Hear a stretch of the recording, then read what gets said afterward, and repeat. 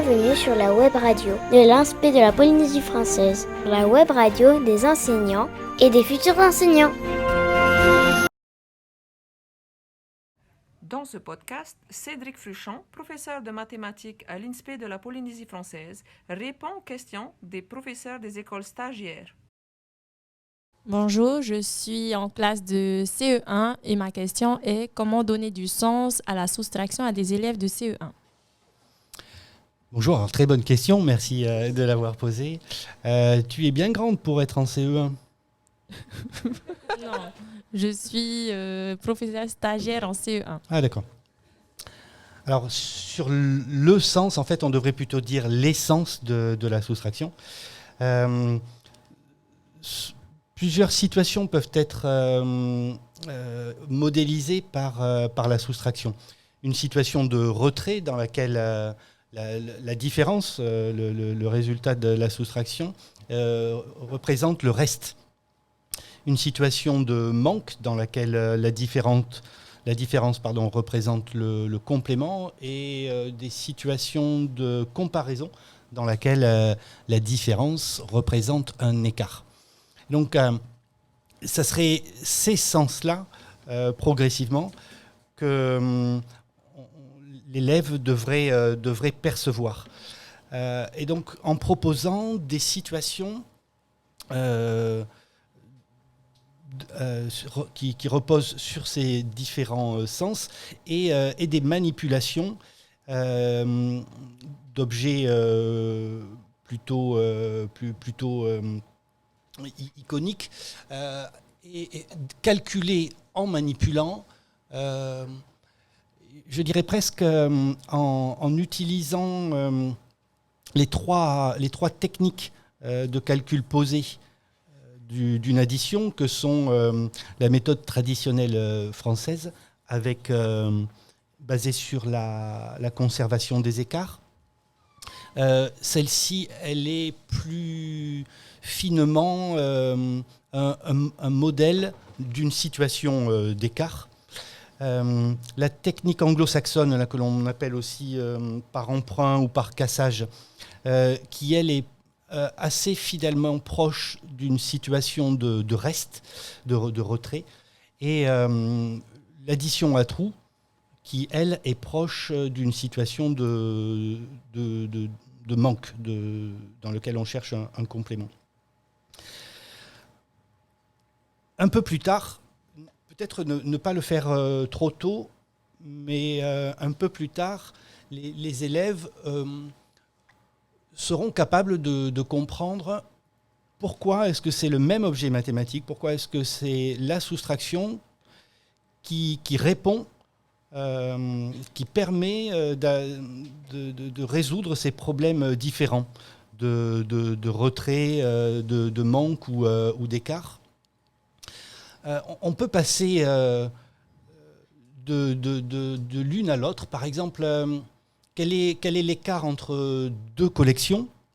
Eh bien, c'est ce qui resterait si on enlevait de la plus grande le nombre d'éléments de la plus petite. En faisant preuve de souplesse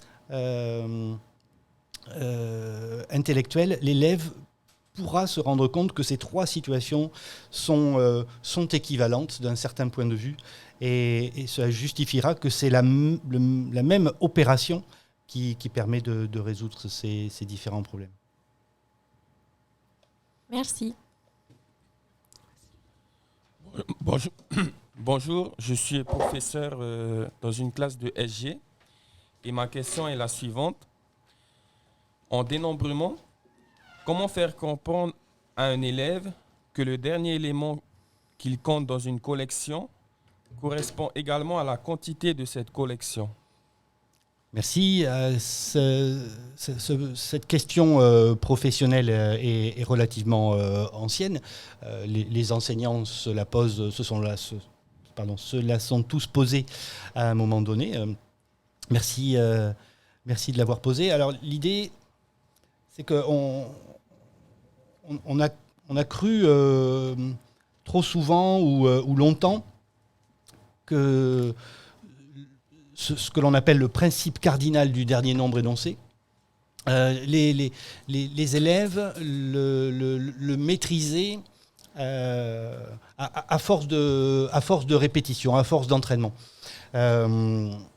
Mais on s'est sans doute un peu leurré là-dessus. L'idée, c'était, après une question, alors combien il y a de jetons? Alors l'élève, il dit 1, 2, 3, 4. D'accord, combien est-ce qu'il y a de jetons? 1, 2, 3, 4. Ah non, mais combien est-ce qu'il y a de jetons? Et donc il répétait, il ne maîtrisait pas ce principe cardinal du dernier nombre énoncé. Alors, à force, on lui a dit, bon, ben 1, 2, 3, 4. Donc il y en a 4.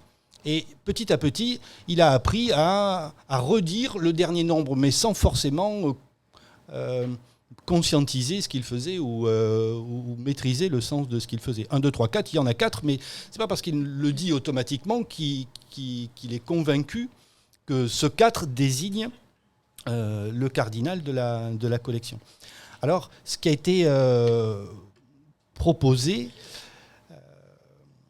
c'est, au moins dans les premières années de maternelle, de procéder plutôt au comptage dénombrement plutôt qu'au comptage numérotage. L'inconvénient du comptage numérotage, vous venez de l'évoquer, c'est que un nombre, il est à la fois un numéro, presque un nom, lorsque l'on dénombre en comptant les objets d'une collection. Mais le dernier joue un double rôle. Il est à la fois le nom du dernier, mais aussi le cardinal de la collection. Avec le comptage dénombrement, ce ne sont pas des numéros qui sont affectés à chaque élément de la collection, mais chacun compte pour un. Mais vous connaissez déjà, c'est 1 et 1, 2, et encore un, 3, et encore un, 4. Avec, à chaque fois qu'on prononce ce encore un, on entoure la sous-collection que l'on est en train de dénombrer. Donc là encore, quelque part, l'élève, à la fin de son dénombrement, par comptage dénombrement, il devra lui aussi comprendre que le dernier nombre énoncé, c'est le cardinal de la collection. Mais chacun de ses prédécesseurs aura joué aussi ce rôle. Donc il n'y aura pas de spécificité attachée au dernier nombre. En fait, un peu plus tard, au milieu de moyenne section, ou de section des moyens et puis de section des grands, une fois que les élèves maîtrisent un peu la comptine numérique, on peut gagner du temps. Et au lieu de dire 1 et 1, 2 et encore un, 3, on peut dire 1, 2, 3. Mais il faut avoir conscience que c'est un raccourci.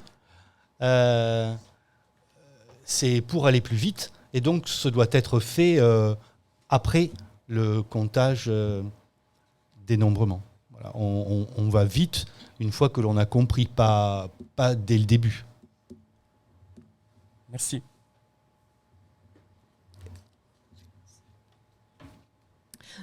Bonjour, moi j'ai une classe de CE1.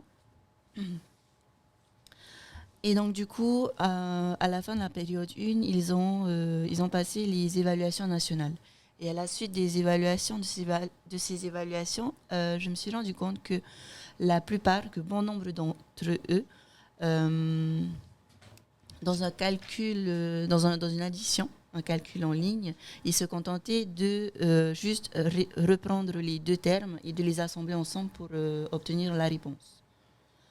Donc, concrètement, quelle situation est-ce que je peux mettre en place pour pouvoir y remédier? Alors, je ne suis pas sûr d'avoir bien compris le type de situation que vous voulez évoquer. Dans un calcul en ligne, oui. On est dans une addition. Oui. On demande le résultat. Oui.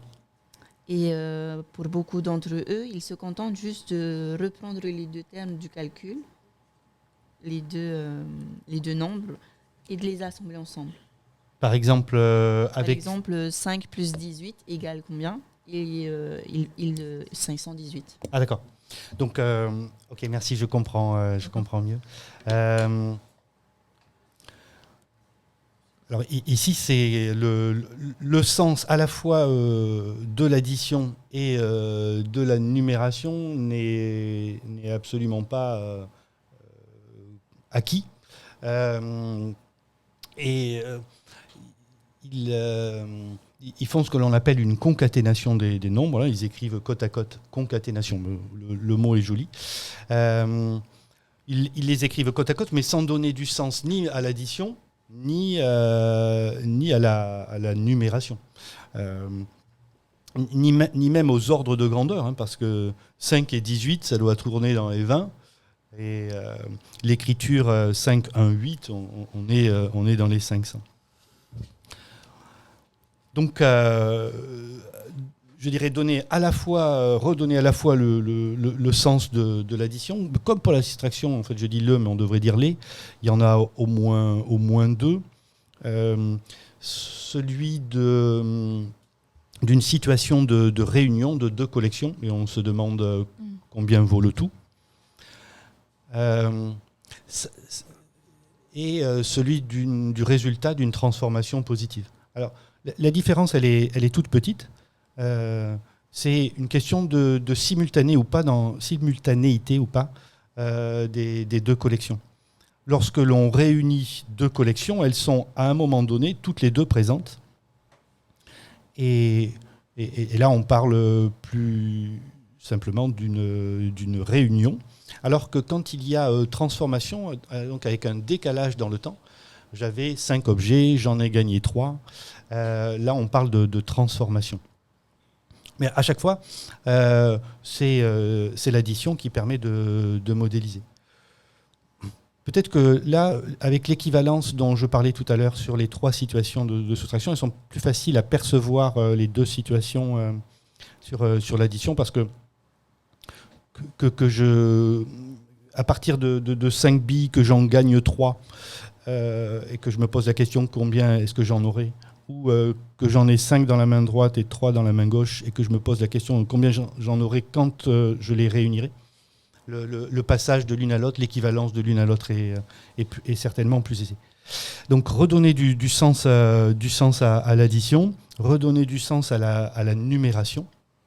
En CE1, vous allez normalement jusqu'au millier. Donc il y a des centaines. Que représente cette écriture 5, 1, 8 5 centaines, une dizaine et 8 unités, mais encore bien d'autres choses. Utiliser le matériel de numération, montrer à l'élève que cette écriture-là, ce qu'elle renferme, lui faire percevoir par lui-même, j'allais dire, l'incongruité de ce qu'il a écrit. Ok, merci. Donc bonjour, moi je suis en classe de grande section.